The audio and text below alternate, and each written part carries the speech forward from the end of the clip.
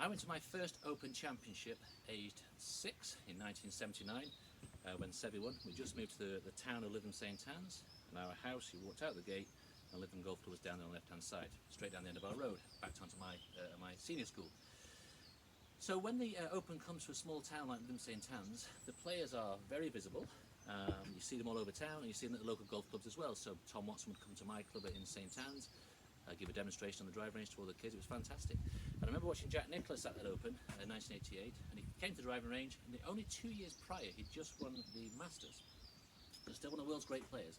And he came to the driving range, picked up his driver, and this is what he did. He swung up and just dropped the club onto each shoulder. Now from this angle here, that looks like he's just swinging very loosely.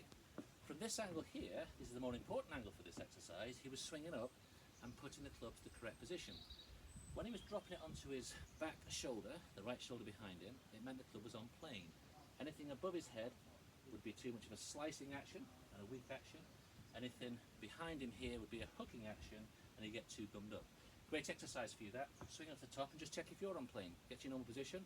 If you drop that club onto your apex of your shoulder, you're in more or less the right range.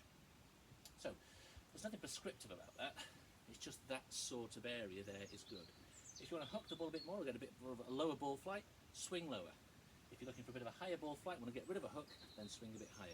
Tremendous exercise for you that.